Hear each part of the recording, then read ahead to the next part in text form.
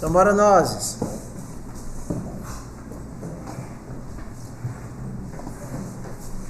Vamos nós. Então só algumas orientações, tá? Quem tiver fazendo qualquer outra coisa, para.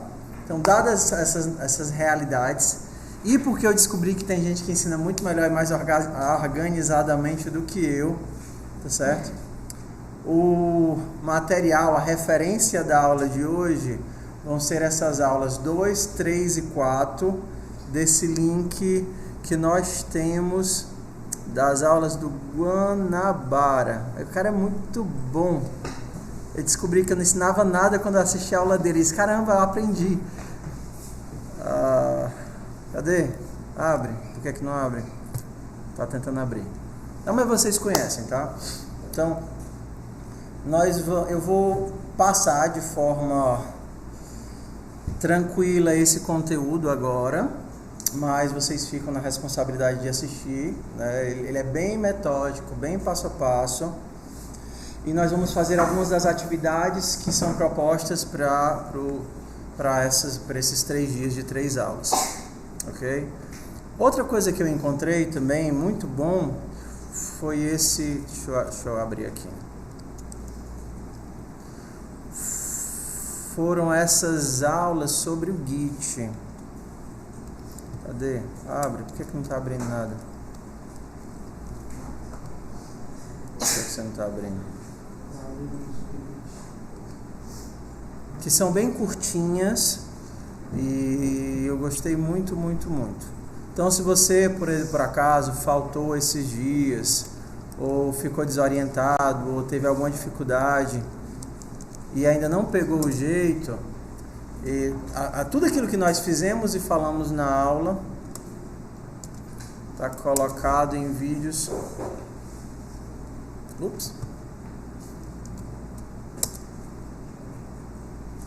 Em vídeos bem curtinhos e muito pontuais. Tá, quando abrir a gente mostra. Então vamos para aqui, ó. Git para iniciantes, 8 minutos a primeira, 17 minutos a segunda, 8 minutos a terceira, 10 minutos a quarta. Então aqui tem tudo que a gente vai precisar, nessas 4 principalmente, para a disciplina toda. Se você quiser terminar, são poucos minutos o resto, mas recomendo que você vá assistindo, se você ainda não pegou, e fazendo, né? E é um tipo de conteúdo que vocês vão poder usar em várias e várias disciplinas para poder organizar os projetos de vocês e trabalhar junto com outras pessoas. Eu estou com um buraco na minha blusa. Minha mulher que não sabe. Então vamos lá. Vocês ontem já começaram a usar o Eclipse em sala de aula pela primeira vez, não foi? E o nosso objetivo era refazer aqueles códigos básicos de FUP em Java. Quem não conseguiu ainda, ou porque não conseguiu instalar o Eclipse, ou porque não rodava, ou porque acha muito estranha a sintaxe, quem não conseguiu fazer ainda aqueles códigos básicos? Alguém? Alguém? 1, que mais? 2, ok. Então, vamos abrir um projeto e a gente vai fazer a mesma coisa que nós sempre fazemos, tá? Crie um projeto com o nome da aula de hoje dentro do seu repositório pessoal. Queria ver se a gente consegue fazendo isso, de tudo aquilo que a gente vai construindo, nós deixarmos salvo no nosso projeto. Então, eu vou criar aqui um novo projeto Java.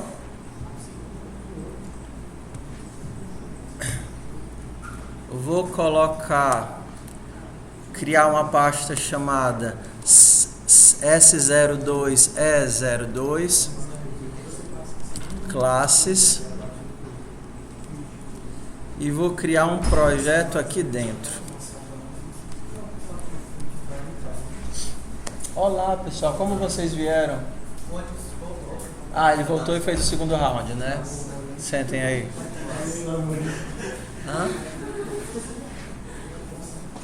O ônibus voltou para a segunda volta. Sentem aí, se aquietem. Tá? Então, quando vocês estiverem lendo a apostila ou assistir no vídeo, vocês vão poder ver todas as regras de nomeação, como é que eu nomeio um pacote, como é que eu nomeio uma classe. Basicamente falando, como é que eu aumento a fonte no Eclipse, hein? Tem um atalho?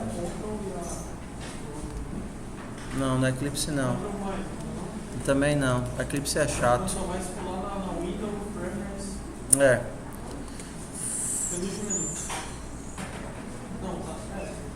Não, Properties não.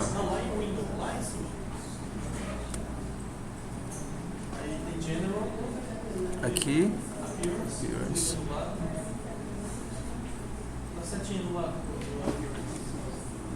Cores em fontes. Básico. Não. Cadê? Básico. Já. Onde é que tu tá vendo isso?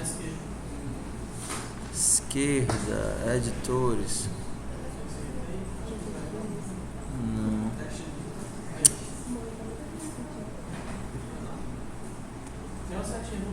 Cores e fonte para configurar a fonte. Deve ser esse daqui. Vou aumentar.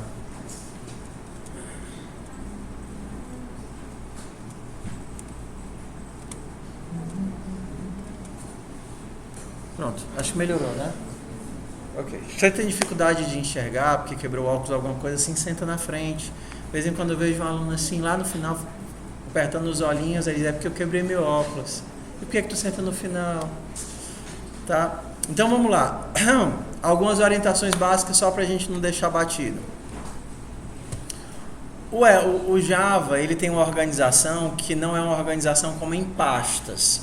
No código, a gente coloca o que nós chamamos de pacotes e os próprios editores acabam organizando esses pacotes como se fossem pastas. Pacotes, eles são úteis para duas coisas. Primeiro, para organizar grupos de códigos, grupos de classes que são afins, que trabalham em cima do mesmo objetivo. E segundo, para delimitar a visibilidade, ou seja, quem é que eu quero que acesse esses métodos, esses atributos, esses objetos. Então, quando vocês virem isso daqui, vocês imaginam que é uma forma de organizar o código. Até hoje vocês só fizeram código em um arquivo, mas na disciplina nós vamos começar a utilizar vários arquivos. A gente lê esse código inicial da seguinte forma. No Python, vocês escreviam uma linha, abriam um código, um arquivo, colocavam lá print e já de cara ele executava aquele print. É uma característica, você não tem que organizar em classes, você não tem que organizar em métodos. Basta você colocar os comandos e ele sai executando os comandos. Próprio de uma linguagem de script. Mas no Java, seja bem-vindo, querido. Ele inicia a execução através do método principal, que a gente chama de main.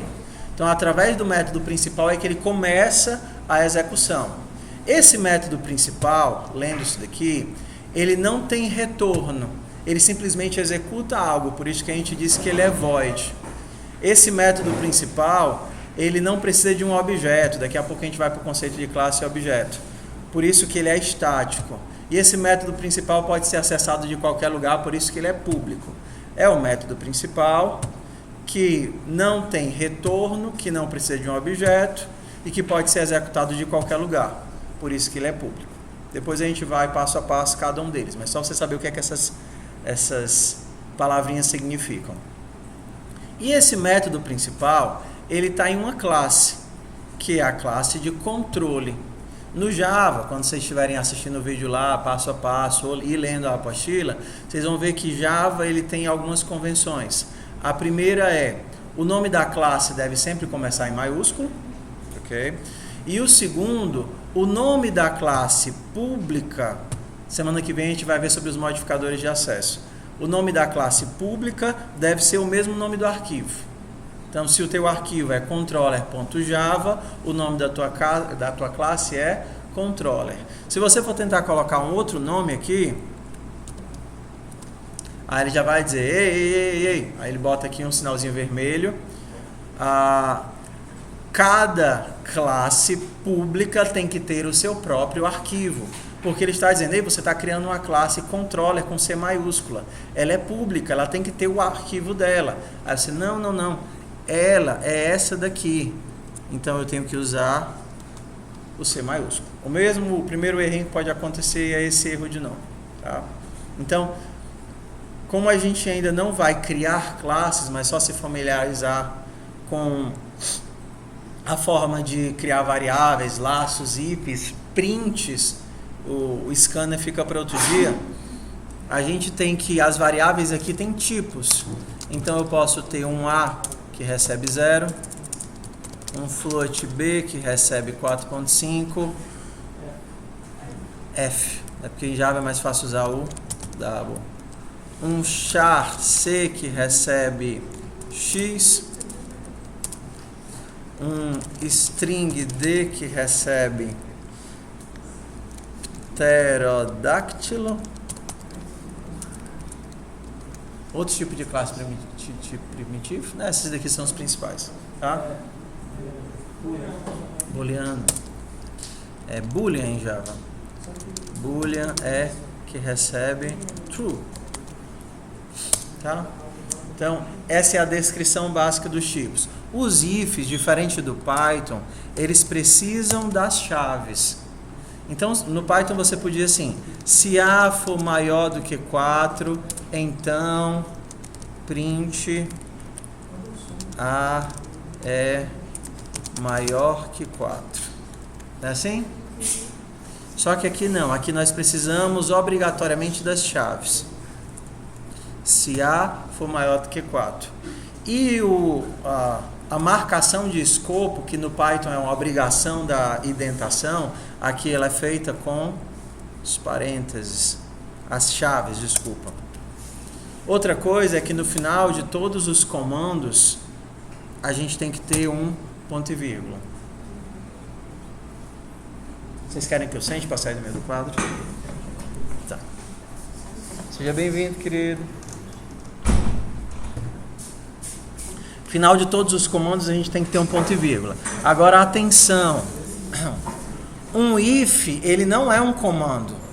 Então se eu disser se A maior do que 4 e colocar o ponto e vírgula, eu estou matando meu if, ele não vai conseguir avaliar nada. Tá? Então o if ele não é um comando, o for ele não é um comando. Se eu fizer assim, for int i recebe 0, i menor do que 4, i mais, e colocar um ponto e vírgula aqui, A recebe 4. O que é que vai estar acontecendo? O meu for não vai fazer nada, porque o meu ponto e vírgula está matando o meu for, e sempre A vai receber 4. Aqui, diferente do Python, a indentação não faz a menor diferença. Então, funciona assim, funciona assim, funciona assim, funciona assim, porque ele define o escopo através das chaves. Então agora ele sabe que o meu for vai daqui até aqui. Só uma orientaçãozinha em relação a escopo, como vocês veem do Python, mas só para a gente orientar, tá? Quando vocês estiverem lá escrevendo código, vocês imaginam que entre um abre parêntese, um abre chaves e outro fecha chaves, existe como se fosse um batente imaginário, certo? Qual é o nome? Um batente, né? Que você vai andando assim, aí sobe numa plataforma, aí anda a plataforma todinha e desce a plataforma, tá? Então, o primeiro que você vai encontrar é esse daqui da classe, você tá vendo? Então, tá tudo no chão, aí o que acontece bem aqui? Ele sobe a plataforma. Então, tudo que está dentro do controller tem que estar identado um nível da plataforma. Só que quando eu abro a função, o que acontece? Eu subo a plataforma de novo. Aí eu vou andando. Esse comando, ele pode estar aqui? Ele pode estar aqui? Não. Porque ele estaria desidentado. Ele não estaria no canto certo. O canto certo é a plataforma que foi criada aqui pela main, o escopo da main. Então, aqui, ó. Entre essa chave e essa chave não pode ter nada. Entre essa chave e essa chave não pode ter nada, porque é como se nós estivéssemos criando um chão aqui, um batente. Da mesma forma do for. Na hora que o for abre o escopo, o que é que acontece? Eu subi mais um nível na minha plataforma. Então, se eu fizer isso daqui, tá errado, porque ele não está identado. Se eu fizer isso daqui, tá errado. Se eu fizer isso daqui, tá errado. O Python, ele nem te deixa compilar, ele já vai te dizer, ei, isso daí está no canto errado, mas o Java vai te deixar compilar, porque para ele a indentação ela é insignificante. Professor, se a indentação é insignificante, por que é que eu tenho que indentar? Porque quando você faz código, você não programa para o computador, você programa para outro ser humano. O código-fonte é uma coisa que outro ser humano vai ler. Claro, ele tem que funcionar, mas funcionar é o mínimo. Outro ser humano vai ler aquilo dali. E se por acaso você coloca esse A bem aqui, você está dizendo para o outro ser humano que esse A não faz parte do for, o que está errado. Certo? Por isso que as regras de indentação, elas são importantes. Se você colocar ele aqui, ele também vai estar errado. Ele vai estar voando. Ele tem que estar onde? No nível correto da plataforma dele, que é onde? Aqui. Então, controle, subir primeiro andar. Estou no primeiro andar, função, subir segundo andar. Tudo aqui tem que estar no segundo andar. Se tiver aqui, está errado. Se tiver aqui, está errado. Se tiver aqui, está errado. Se tiver aqui, está errado. Alinhado. Abri o for, subi mais um andar. Terminei o for, desci um andar. Então, isso daqui não faz sentido. Int x recebe 0. Porque se você desceu do for, ele tem que estar alinhado bem aqui. Professor, isso é trivial, eu sei disso. Tudo bem, mas tem muita gente que insiste em fazer errado. E aí quando eu vou dizer, o teu código está desalinhado, é o que ele olha para mim e diz, mas funciona. Funciona para o computador ler, mas para eu, professor, ler não funciona. Não faz sentido. Vale-me Deus. Tenho que apagar os vídeos antigos. O vídeo consome muito espaço e eu vou guardando.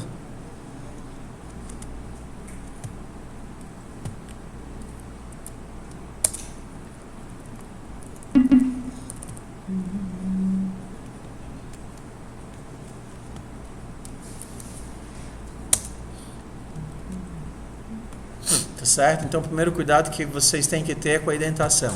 Segundo cuidado que vocês têm que ter é com os pontos e vírgula. Se você fizer isso, você mata seu for e ele não vai fazer nada. Faça 4 vezes. O que? Nada. Ponto e vírgula. E aí você vai sempre atribuir o A para 4. Então, o Eclipse, ele é um cara muito legal. Então, ele já vai avisando quando você errar um bocado de coisa. Ó. Você esqueceu o ponto e vírgula, na hora que você salva, ele vai dizer, ei, insira um ponto e vírgula para completar os statements. Aí você vai, beleza, ponto e vírgula aqui, sucesso. Ups, sucesso. Aí você faz aqui F, você esqueceu de declarar a variável. Aí ele vai dizer, ei, F não pode ser resolvida, né, em uma variável. Aí você, tá, eu quero criar uma nova variável, então int f. Ou então, não, me confundi, não é f, é e. Professor, qual é a vantagem de ficar colocando todos esses tipos? A primeira grande vantagem de colocar os tipos é que, por causa dos tipos, a IDE ela consegue mais recursos para te orientar em relação aos teus erros. Então, 1 milhão de erros que passariam batidos pelo Python, porque ele é uma linguagem de script e ele nem percebe que aquilo dali que você está criando você não queria criar, ou o nome está errado, aqui ele percebe, não, isso daí não faz sentido, altere. Então você vai ver que durante o seu processo de codificação vão aparecendo muitos erros. Não deixe acumular e vá resolvendo tudo. Próximo. O print no Java, como vocês viram, ele não é print. Ele é dentro do system, nós temos um pacote chamado out e dentro do out nós temos um comando chamado print.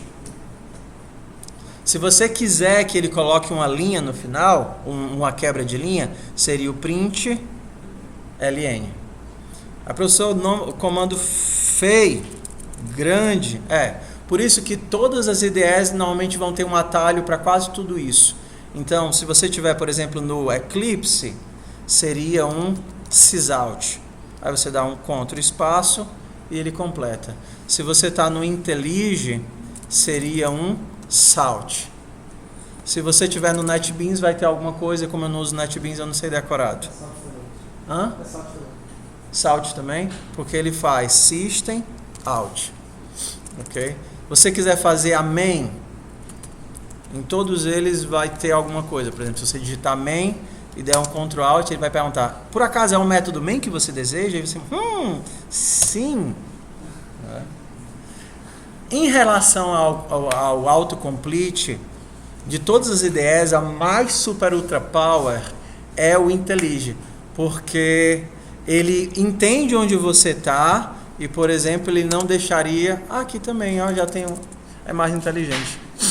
Mas tudo bem, com qualquer um dá certo, tá? Então, falamos de if. O for, ele é muito estranho aqui, ou pelo menos esse primeiro for, que é o for que a gente chama for indexado.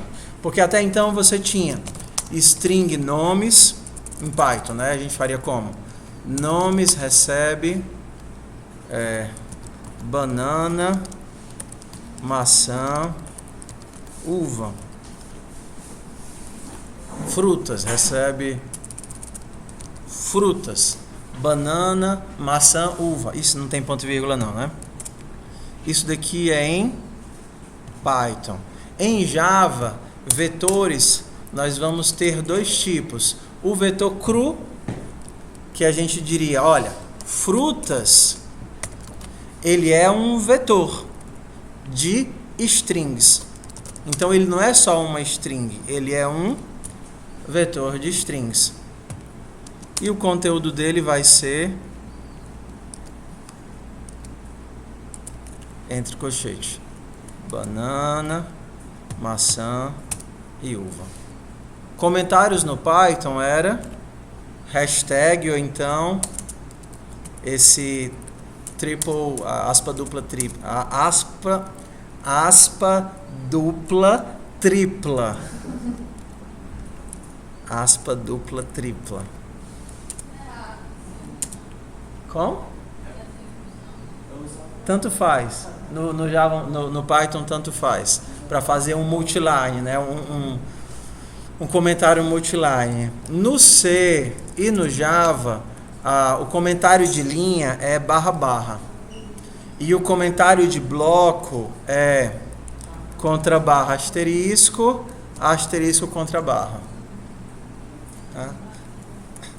Professor, isso daí é muito diferente, eu vou demorar o semestre todinho para aprender. Vai não. Você vai perceber que conforme você passar 1, 2, 3, 4 horinhas praticando, já entra no instinto. Isso é fácil. O desafio das pessoas nunca foi sintaxe, desde que elas sentem para fazer código. Tá? Então eu estou passando aqui só de forma superficial todas essas coisas, mas vocês vão ter que ler a apostila, assistir o vídeo e fazer os exercícios de sintaxe, senão não vai fixar. Tá? Então só estou fazendo aqui a passagem básica para, se você tiver alguma dúvida, você pergunta logo de cara. Então, uma das formas de percorrer isso daqui, no Python nós faríamos para cada... Eu não fiz essa aula já não aqui? Não, né? Eu tô carregando alguma coisa na minha memória. No Python seria o quê? Para cada fruta em frutas. A gente faria print fruta. Confere? Em Java, nós temos duas formas de percorrer. Uma que é derivada do C, que é utilizando índices, e cada um desses elementos tem um índice, como a gente viu no Python. Esse é o índice 0, esse é o índice 1, esse daqui é o índice 2. Então a gente teria que dizer para, parêntese. Aí nós precisamos de um iterador para passear nos elementos. Int i recebe 0, i menor do que frutas.size e mais. E aí nós vamos imprimir. Eu não fiz essa aula aqui não? E eu estou carregando, estou lembrando de quê? Sysout. frutas e... Não, é frutas.size, não. Frutas.length.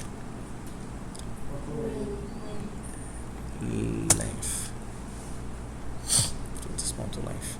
Aí a gente aperta esse botãozinho bonitinho bem aqui. E aí nós temos banana, maçã e uva. Banana, maçã e uva. Também existe um for igual ao do Python quando nós estivermos utilizando collections. No caso, a gente precisa de um array list de frutas. O que eu estou fazendo hoje? Só estou colocando, estou pegando aquilo que vocês viram em Python e mostrando que existe correlato em Java. Tá bom? Tudo bem? Outro dia vocês vão poder mexer e vocês podem mexer sozinhos para ir testando cada coisa. O nosso array list, no caso aqui, é de string, porque quando você está numa linguagem tipada, você tem que dizer o tipo de cada coisa. Frutinhas. As nossas frutinhas. Dá para fazer isso daqui? Não sei. Eu descobri agora. Acho que não dá, não. Eu tenho que criar o array list e inserir na mão. Ah, tudo bem. Vou mexer nisso não. É porque aí tem que falar do operador de nil, que é um construtor, e a gente fica para daqui a pouco.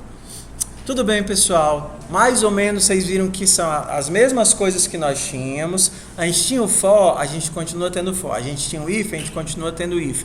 A gente tinha o else, a gente continua tendo else. O que é que a gente não tem? A gente não tem, por exemplo, uma estrutura de elif. Isso não existe. Então, se você tem int x, recebe 5. Por exemplo, você quer saber, categorizar se a pessoa é jovem, criança, adolescente, etc. Então, a pessoa que... O que é que não tem no Java? Se você fizer isso, if idade menor do que 18, sysout, ele é jovem. Aí no Python a gente faz o quê? Elif idade menor do que 65, sysout, ele é adulto. Else, ele é idoso. Esse elif não existe no Python, no Java, nem no C. A gente troca isso por um else, if. Continue existe, break existe. Tudo aquilo que você viu funciona da mesma forma, só que com nomes diferentes. Tudo bem? Vamos seguir? Sucesso? Então,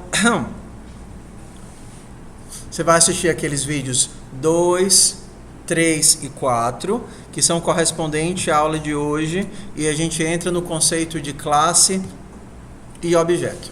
Então, vamos lá. Vou subir aqui. Alguém já assistiu os vídeos? Pronto. Vocês vão fazer o seguinte, vocês vão escutar o que eu disse, a gente vai tentar fazer uma práticazinha agora. Aí quando você... Isso é bom, porque o aprendizado é por expectativa e comparação. Aí quando vocês estiverem assistindo o vídeo do cara, aí vocês vão ver, bem que ele disse que o cara ensinava bem mesmo, muito melhor do que ele. Aí é bom, vocês vão assistir lá. Tudo bem. Então, qual é a ideia e por que é que surgiu a ideia da orientação a objeto? Vou falar aqui um pouquinho da questão histórica. Então, se você está viajando no celular, viajando na maionese, viajando em qualquer coisa, vem para cá. Tá? Esquece o que você está fazendo aí.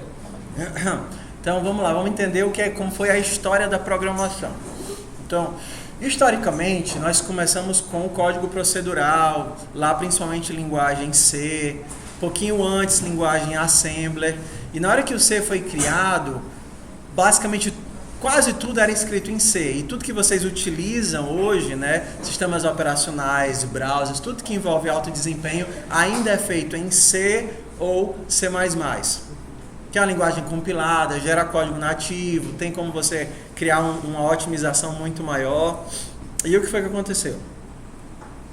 Os projetos começaram a crescer E a quantidade de pessoas que trabalhavam no mesmo projeto, equipes distintas, colaboradores, também começou a crescer. E surgiu naturalmente uma necessidade de organizar esse trabalho em equipe. E surgiu outros problemas também, e um deles foi que C era uma linguagem que dava muito poder para quem estava programando, porque tinha-se muita flexibilidade. Dentro desse contexto, começou a surgir o que se chama de C com classes, que eram C, onde na linguagem procedural própria do C, nós temos funções que operam sobre dados, como vocês viram no Python. Nós temos dados que são inteiros, floats, strings, ou então pacotes de dados, que seriam as estruturas, classes que vocês não trabalhavam. E nós temos funções que operam sobre esses dados. Nós temos uma função que pega uma informação e retorna uma informação processada. E isso vai para outra função que pega essa informação e retorna essa informação processada. Acontece que, muitas vezes, funções trabalham para dados específicos. Por exemplo, quando você está programando um mobiliário, né, um sistema de inventário, né, para guardar mobília, você tem uma função que adiciona mobília, remove mobília, cadastra mobília. Quando você está fazendo um software sobre um carro, ou então sobre um robozinho, você tem uma função que faz o robozinho andar, o robozinho voltar, o pezinho ir para frente, o pezinho ir para trás. Então, muitas vezes, as nossas informações estão casadas com os nossos comportamentos. Então, daí surge a ideia de agrupar isso em classes e objetos. Então, ao invés de simplesmente nós termos informações, que são os nossos dados, que vão passando de função em função, nós temos informações que se agrupam com dados que fazem sentido. Por exemplo, alguém tem uma caneta para mim? Eu vou pegar até o mesmo exemplo que ele dá lá no... Pronto. Vou pegar até o exemplo que ele dá lá no próprio vídeo. Ele diz: por sermos seres humanos, e a maior parte de nós que está aqui, eu acredito que tá? Sei lá, tem um alienígena, não dá, né? Não conheço todo mundo. Por sermos seres humanos, é muito intuitivo para nós a ideia de coisas, de objetos e ações relacionadas a esses objetos. Objetos podem tanto ter uma representação física real, como uma representação lógica. A nossa turma, ela não é física real. Ela é um conceito, que é uma agrupação de um professor, uma sala e um conjunto de alunos. A nossa aula, ela acontece no plano real, mas ela é uma ideia. A aula, ela tem um tema, ela tem uma ementa, ela tem uma frequência, ela tem um plano de aula, um diário de classe. Então a gente tem um conceito de um objeto, que é algo normalmente relacionado a um substantivo, e a gente tem relacionado a essa entidade atributos, comportamentos e estados. Então, um objeto é algo que tem um atributo, um comportamento e um estado. Então, pensando em objetos reais, roubando um exemplo lá do Guanabara, nós temos uma caneta. Uma caneta é um objeto real. Quais seriam os atributos que definiriam essa caneta? Cor, a marca, o tamanho da caneta, sei lá, exato, o tipo do bico. Roubando ainda o exemplo, a gente poderia dizer se a caneta está... a quantidade de carga da caneta, tá?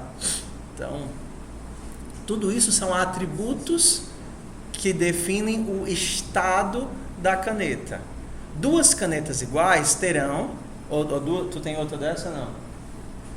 Alguém me dá... Tem duas canetas? Pronto, me dá essa daí. Então, o que é que essas canetas têm em comum? Todas elas têm cor, tampa, quantidade de carga. Confere? Uma variável. Não precisa não, tá de boa aqui. Tá melhor ainda os pincéis, porque são dois da mesma marca, né? Não, é melhor esse aqui mesmo. Então, se a gente pensasse em atributos, a gente teria cor, tampa, tipo de bico, quantidade de carga. Só que elas são canetas diferentes? Elas são objetos diferentes. Então, o estado é o que define como a nossa caneta está. Mesmo sendo dois objetos do tipo caneta, essa daqui tem mais carga do que essa. Por coincidência, as duas são pretas. O tipo de ponta é diferente. Não sei como é que eles chamam essa pontinha, que parece um pincelzinho. E essa daqui que é uma esferográfica. Então, os atributos, elas têm os mesmos atributos. Ou seja, o atributo é cor, mas o estado é diferente, porque as cores são diferentes, a quantidade de carga é diferente. E essas canetas, por elas serem canetas, elas têm o mesmo comportamento. Ou seja, os comportamentos que... O que é que eu posso fazer com a caneta? Posso escrever. Vamos lá. Então, se eu pegar um papel e fizer assim, a minha caneta escreve, sim ou não? Eu tenho que estampar a caneta. Exato. Então a gente tem atrelado à caneta o comportamento de destampar. Porque se eu não destampar, o que acontece? Eu não escrevo. Se eu não destampar, eu não escrevo. Então a ideia de classes, objetos, são as representações das entidades que nós vamos abstrair para resolver o nosso problema. Por exemplo, quando a gente fala em abstração, a gente quer dizer o seguinte: são as informações que são relevantes ao meu problema. Por exemplo, você não precisa contar a quantidade de listras da caneta, porque para o nosso problema não faz diferença. Eu não consigo imaginar. Não é relevante para você no seu programa talvez seja o peso da caneta, talvez seja, mas a quantidade de, sei lá, o que mais que não é relevante? A quantidade de tempo que ela está na prateleira esperando ser comprada. A quantidade de átomos dessa caneta. Professor, mas a caneta tem átomos. Eu sei. Mas isso não é relevante. Tudo bem? Então a abstração é ignorar tudo que não é significativo para o meu problema e focar apenas no que é essencial. A quantidade de vezes que essa caneta caiu no chão. Professor, essa caneta caiu no chão 5 vezes, isso é importante. Não é. Para o nosso problema, não. Tá? Então a abstração é ignorar tudo que eu consigo extrair da realidade, mas que não é importante para o meu software. Ok? Ou para o meu problema, ou para a minha resolução. Então, isso é um objeto real. Se nós fôssemos pensar em objetos não reais, como por exemplo uma aula. Uma aula, ela tem como atributos. O que é que toda aula tem? Tem assunto, tem horário de início, horário de fim, atividades realizadas, ok? As salas são os atributos. O que seriam os métodos, né? Os comportamentos? O que é que se faz? Inicializar a aula, passar uma atividade prática, realizar atividade prática, finalizar a aula, ok? O estado é o momento em que aquela aula se encontra. Então, eu tenho uma aula aqui e o outro professor está dando uma aula ali, mas a minha aula está em andamento e a dele parou porque os meninos estão fazendo uma prática, ou então porque ele saiu para tomar café. Tá? Então, a gente tem os estados. Então, só para a gente poder começar, você vai fazer o seguinte: você vai imaginar um objeto real e um objeto não real e descrever para esse objeto os atributos e os métodos. Bora lá? Aí, papel, computador. Então, seu objeto real pode ser um carro, pode ser um celular, pode ser qualquer coisa. De quem é essa? E o seu objeto não real é alguma coisa que seja conceitual, que você não consegue ver, mas que existe. Tudo bem. Vamos nós. Bora aí? Pode ser no editor de texto, pode ser em qualquer lugar. Mas vamos lá, é jogo rápido. 5 minutos. Faz em dupla esse. Vamos lá. Faz em dupla. Sentei com o coleguinha do lado. Pode ser qualquer objeto.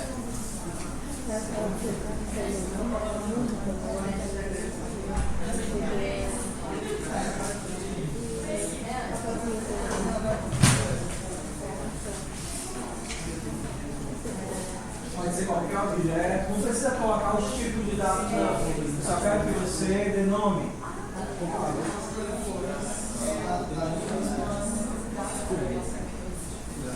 Só quero que você dê nome para as coisas.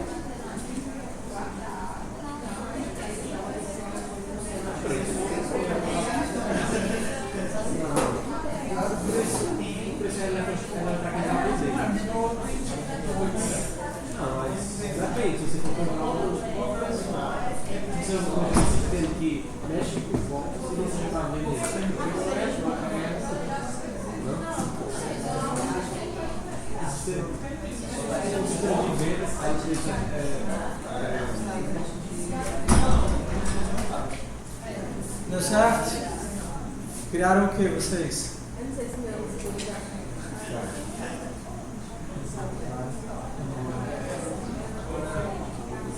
Ok. Mais aí. E tu, o que você estava criando dela? Hã? Pegou o material.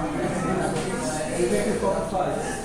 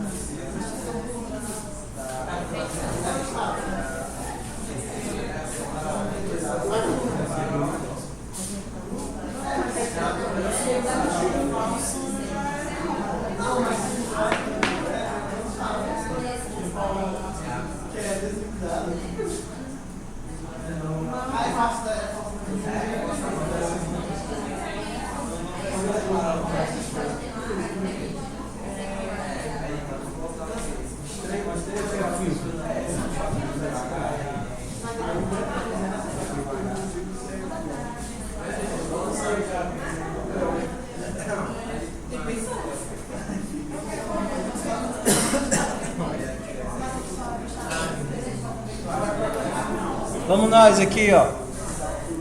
Vocês conseguiram pensar em algumas coisas, eu vi. Mas para algumas pessoas ainda está meio nebuloso, né? E é natural porque a gente acabou correndo muito na explicação. Mas eu vou fazer um aqui que talvez ajude vocês, tá? Volta para cá. Para não fazer a mesma do vídeo, até porque aí vocês ficam com dois exemplos diferentes, eu vou pensar numa moto. Tudo bem? Então a minha classe real vai ser uma moto. A minha moto, vocês querem fazer comigo? A minha moto, ela tem... A gente vai pensar em atributos, ou seja, o que a define, e comportamentos, o que é que a minha moto faz. Atributos normalmente são... mas assim... Normalmente atributos vão estar ligados a substantivos e comportamentos a verbos. Por exemplo, correr não é um atributo, correr é um comportamento, dirigir é um comportamento. Você não pode ter um método que se chama amarelo, né? Foi um trabalho ano passado. O método dele era amarelo, ele tinha um método que se chamava amarelo e um método que se chamava azul. Aí eu perguntei, o que o amarelo faz? Conta a quantidade de bolinhas amarelas e joga elas para algum local. Então, contar amarelos. Ah, tudo bem. E verde? Verde conta as bolas azuis. Por quê? Porque eu já tinha escrito verde, eu mudei de cor, eu não atualizei o método. Tudo bem, então... Comportamentos, métodos, eles normalmente têm um verbo atrelado porque é um comportamento. Então, minha moto vai ter, vamos pensar nos estados, nos atributos. O que é que minha moto tem? Tem marca, tem cor, marca, placa, etc. Mas, por exemplo, eu quero que minha moto tenha uma quantidade de passageiros. Quantidade de passageiros. Quantos passageiros cabem numa moto? Depende do interior. Dependendo do interior, cabe de 2 a 5, né? Uma vez eu vi. Como era, menino? Era o menino do meio, o pai, o menorzinho de todos, a mãe e o maiorzinho, tudo na moto. O menorzinho ficava justamente no meio. Outra vez eu vi um que andava com as perninhas assim com medo de bater no pneu da moto, ele ia parecendo um vizinho assim. Ai, meu pai. Ok, então dependendo da moto, mas numa moto normal, segundo as leis, são só 2, tá bom? São só 2 passageiros. A minha moto, ela pode ter um estado, que seria ligada ou desligada. Ok? Está ligada. Para os booleanos, uma sugestão de boas práticas que eu faço é sempre pensar na assertiva, sempre pensar no positivo, porque fica mais fácil de processar. Por exemplo, ao invés de você dizer que o booleano é Faltou, qual seria o certo? Esteve presente. Ao invés de um booleano chamado faltou, verdadeiro ou falso, você colocaria um booleano cujo nome é está presente. Ao invés de perguntar se ele está morto, você perguntaria se está vivo. Ao invés de dizer que se o booleano é está desligada, está ligada. Isso ajuda porque às vezes quando você está fazendo código, é difícil você pensar em negar o contrário da negação. Tipo, se ela é falso que ela não está desligada, aí você meia hora depois é falso que ela não está desligada. Acho que eu vou repetir a cadeira de lógica, tá certo? Então, para simplificar, para você não ter que ficar processando muitas negações, o ideal é que os booleanos eles sempre sejam no assertivo, tá certo? Porque aí você só precisa pensar duas vezes. É falso que ela não está ligada? É mais fácil de pensar. Tá? Então, cor, placa, marca, quantidade de passageiros, está ligada e tem gasolina. Se ela tem gasolina, ela anda. Se ela não tem gasolina, ela não anda. Tá? Os comportamentos da minha moto. O que é que eu posso fazer com a minha moto? Ligar. Desligar. O que mais? Mudar de marcha. Deslocar, né? Andar de moto, né? Dirigir. Mudar de marcha.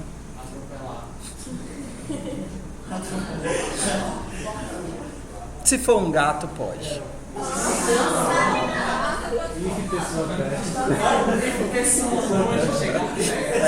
Atropelar. If alvo igual a pessoa, não. Se alvo for igual a gato, depende da velocidade, né? Acima de... A sugestão que eu faço é que acima de 80 km não tente desviar de gatos. É pior, porque aí quem se lasca é você. Nem de cachorro. É melhor não tentar desviar de nada quando você está em altíssima velocidade, porque a chance de você perder o controle e ser você é pior. Tá? É porque quem dirige aqui? Pouca gente, né? Tudo bem, mas mesmo assim até em carro, né? Quando você vê o bicho na sua frente, é só fechar os olhos e rezar. Porque se você tentar desviar, caixão. Então bora lá. Percebem que, vamos ver aqui, ó. Os nossos atributos, eles têm um padrão, tá? Eles representam coisas, e no caso do booleano, ele representa estado. Está ligada, tem gasolina. Booleanos normalmente são representados assim. Gasolina, ele não seria um bom nome, porque gasolina representa o quê?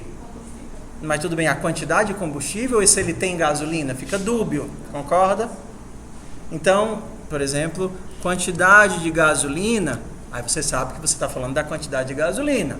Ou então, tem gasolina, possui gasolina, aí você sabe que é um booleano. Então, o nome das variáveis ajuda muito. E no caso dos nossos métodos, dos nossos comportamentos, o que é que todos eles possuem?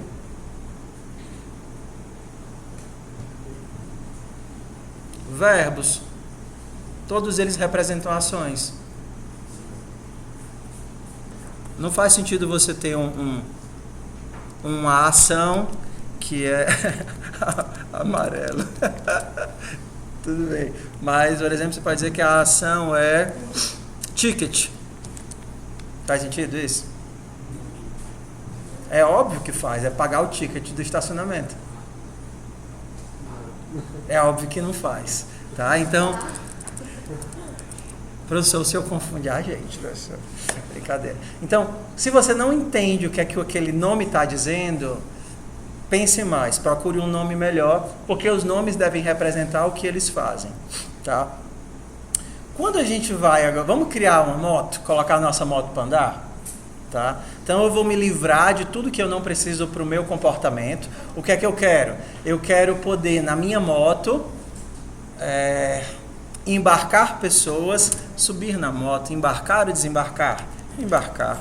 Embarcar parece que é carro, né? Mas tudo bem. Como é que a gente chama pra moto? É subir e descer. Subir e descer é mais divertido, né? Subir e descer.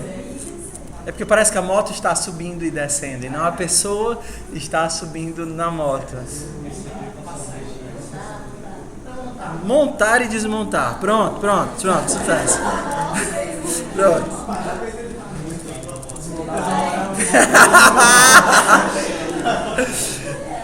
Pessoal, isso aqui vai virar um cavalo, pelo visto, né? Tem gasolina, vai virar tem capim no bucho. Vamos lá. Tem capim, está vivo, está morto. Mudou tudo agora. Bora, foca, senão a gente não consegue terminar a moto. Foca na meta, senão a gente não consegue terminar a moto. Então, pra gente, a nossa moto, ela vai ter as seguintes... Eu vou me livrar de cor, marca e placa, tá certo? Porque pra gente aqui não vai ser relevante. E eu vou ficar com quantidade de passageiro, está ligada e gasolina. Pra gente poder implementar. Mudar a marcha no nosso programa agora, ele não vai ser relevante. Ligar, desligar, tudo bem. Dirigir, montar, desmontar. Ok? Qual é a ideia da orientação ao objeto? Os meus métodos são as ações que eu utilizo para mudar o estado do meu objeto. Então, se eu quiser ligar a moto, como é que eu vou ligar a moto? Chamando o quê? O método ligar da moto. Quando eu chamar o método ligar da moto, se a minha moto estava desligada, está ligada é falso, o que é que vai acontecer com ele? Está ligado vai se tornar true, porque o meu método vai operar mudando o estado da minha moto. Mudar o estado é a mesma coisa de alterar o valor dos atributos. Eu tenho atributos, o valor desses atributos determina o estado, e esse estado é alterado através dos métodos. Os métodos alteram os atributos e por isso alteram o estado. Quando nós criamos uma classe em Java, nós fazemos através da palavrinha chamada class. Então, estou criando uma classe que se chama moto. Uma classe, ela tem um escopo. E o escopo é definido por esses... É o nome aqui desse negócio? Por essas chaves. Eu estou colocando tudo no mesmo arquivo porque fica melhor, tá? Em Java, eu só posso ter uma única classe pública. Tá vendo aqui o nome do meu arquivo? Controle. Então, a única classe que vai ter o nome public na frente vai ser quem? O controle. Então, a minha quantidade de passageiros é de que tipo? Int, quantidade de passageiros. Está ligada vai ser de que tipo? Booleano. Boolean, está ligada. Tem gasolina.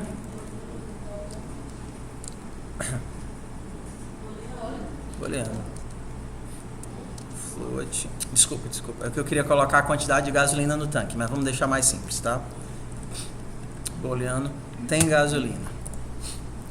Ok? Não vou falar de construtores hoje, fica para a semana que vem. Então, ligar, ele faz algo. Por enquanto, nenhum dos nossos métodos ele vai receber parâmetro. Mas, por exemplo, se eu tivesse um método abastecer, eu poderia informar o quanto que eu estou colocando dentro da moto. Vamos ficar para a próxima aula, tá? Por enquanto, nenhum dos métodos tem parâmetros, mas eu sei que eles são métodos porque eles têm os parênteses. Então, eu estou dizendo, isso daqui é um método chamado ligar. Ele não vai retornar nada. Eu vou chamar ele de void. Ele vai simplesmente fazer algo. Está aqui o meu método ligar. E o método também tem um escopo.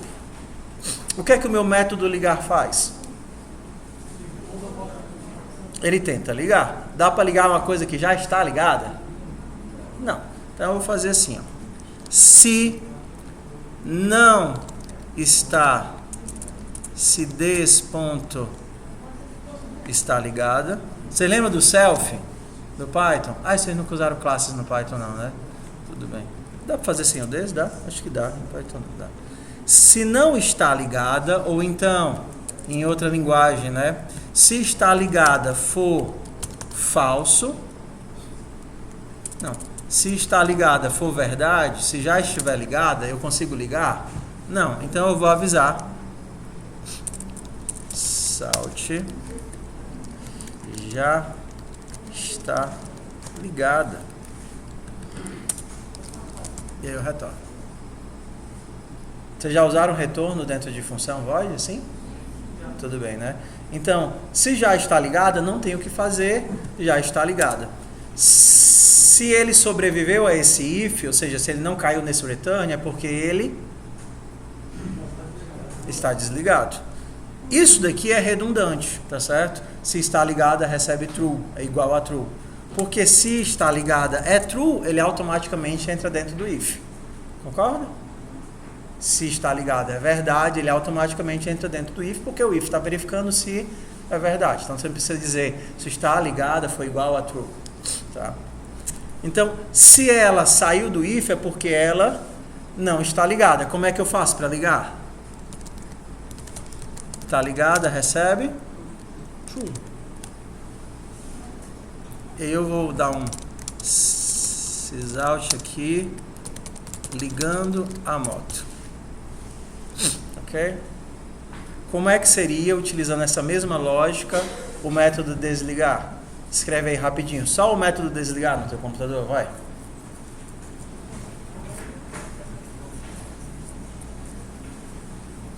É só fazer o contrário, mas escreve aí rapidinho. Só o método desligar.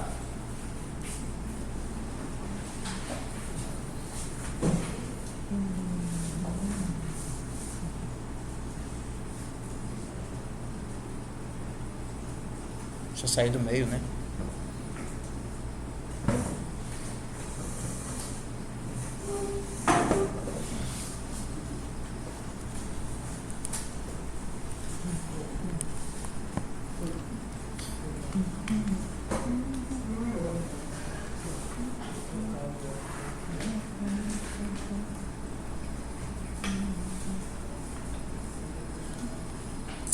Tombas. Esqueci uma coisa.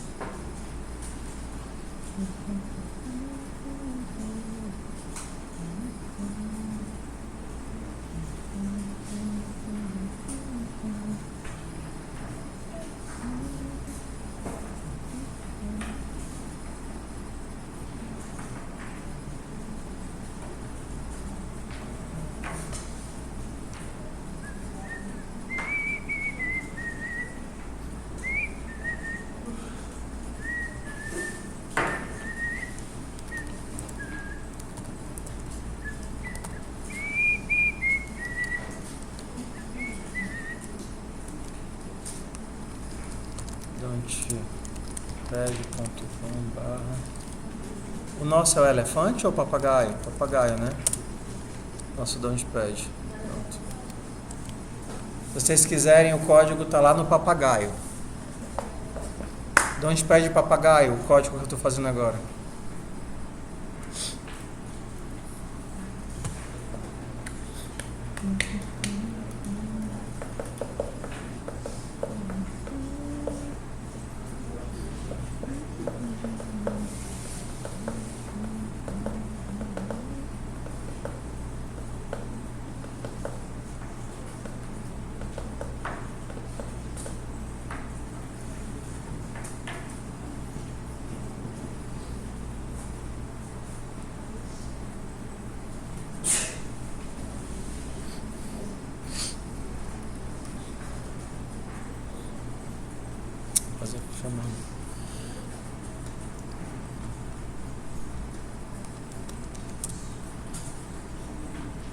Ixi, Maria, que bala.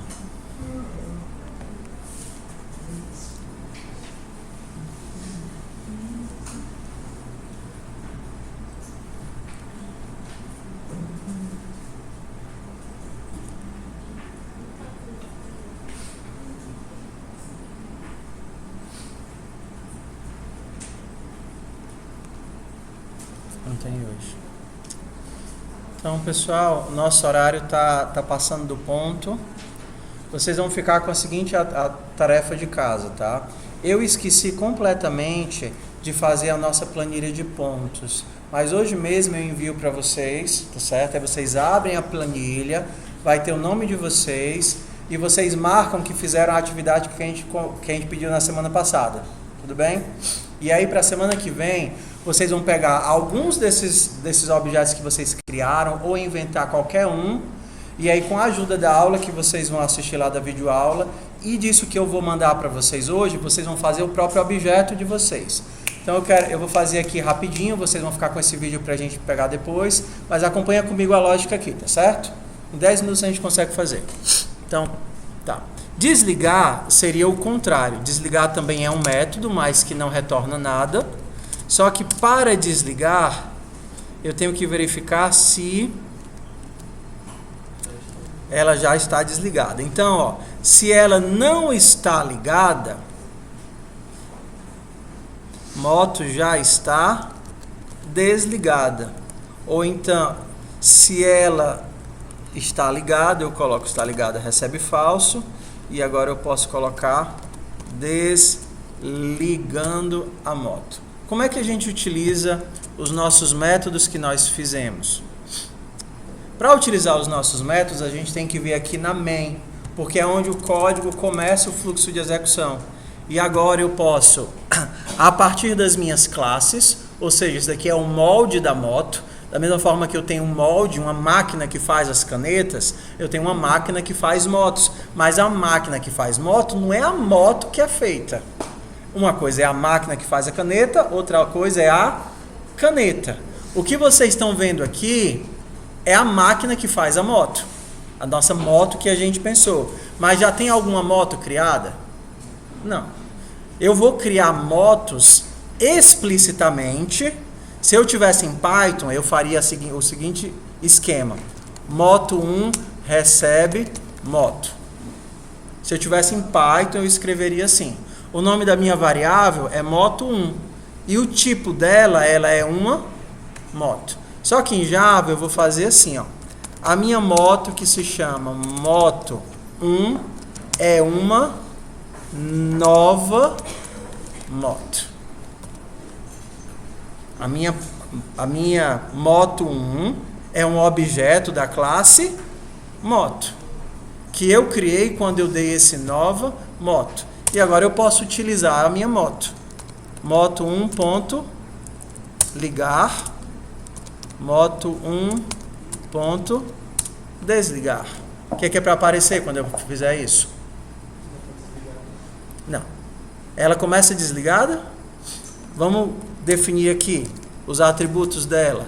Moto 1 ponto está ligada começa com falso. Moto 1 ponto quantidade de passageiros começa com 0. E moto 1 ponto tem gasolina recebe falso. Vou tirar o tem gasolina, vou usar ela agora não. Vou fazer só mesmo está ligado e quantidade de passageiros. Então, nenhum passageiro, ligar, desligar. Quando eu rodar isso daqui vai aparecer o quê? Como ela está desligada e eu mandei ligar, vai aparecer ligando a moto. E depois eu pedir para desligar, vai aparecer desligando a moto. Se eu pedir para desligar de novo, o que é que ele vai dizer? Já está desligada. Vamos testar. Ligando a moto, desligando a moto, já está desligado. Só que para ligar a moto, o que é que tem que ter? Tem que ter pelo menos um passageiro. Concorda? Então a gente poderia dizer assim, ó. Não é não? Sim ou não? Então, se quantidade de passageiros for igual a 0, sysout não há ninguém na moto. Mesma coisa para desligar. E aí eu retorno porque eu não consegui ligar a moto porque não tinha ninguém na moto. A mesma coisa se eu tentar desligar. Então, como não tem nenhuma forma de entrar ninguém na moto, agora eu não consigo mais nem ligar nem desligar a moto. Confere? Que agora eu disse que a moto só pode ser ligada. Cadê? Não. Ah, tá. Eu não posso desligar porque antes de fazer esse daqui, eu vou fazer o do passageiro. Antes de tentar desligar, eu verifico se tem alguém. E depois que eu verifico se tem alguém, aí que eu verifico se está ligada ou não. Então, bora lá. Vamos executar de novo. Não há ninguém na moto, então não consigo nem ligar nem desligar. Vamos fazer o montar rapidinho no tempo que a gente tem.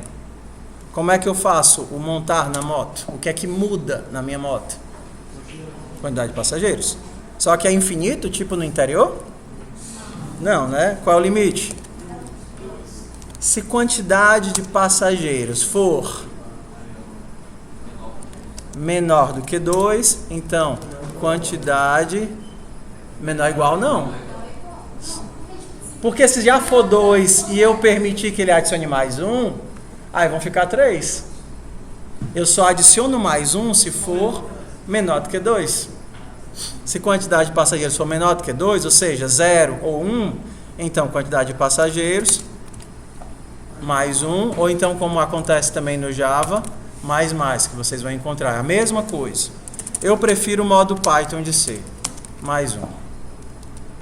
E como é que eu desmonto da moto?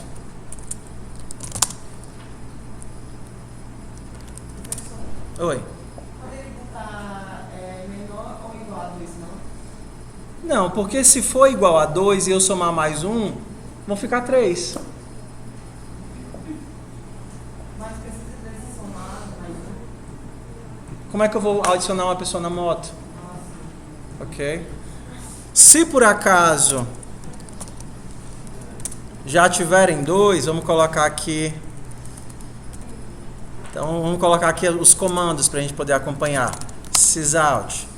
Subindo na moto. E aqui eu coloco o quê? Moto lotada.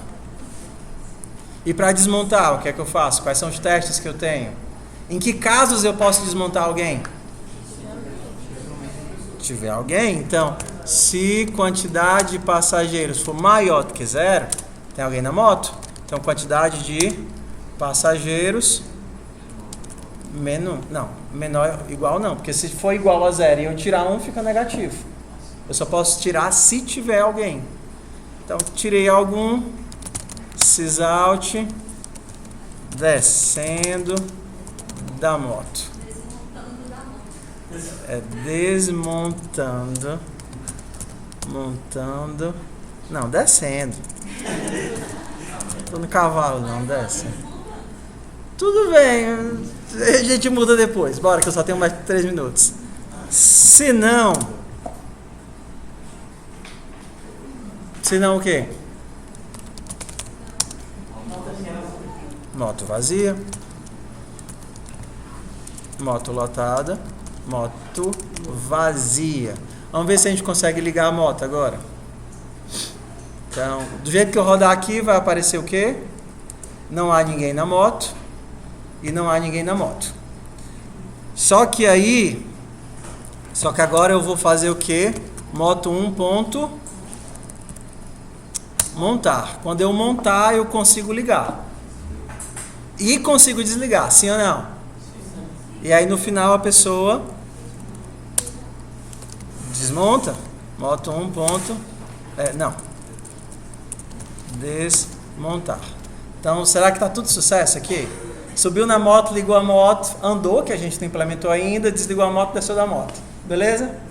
Aí supondo que, agora começa a ficar divertido, né? Ele está dirigindo e aparece um gato.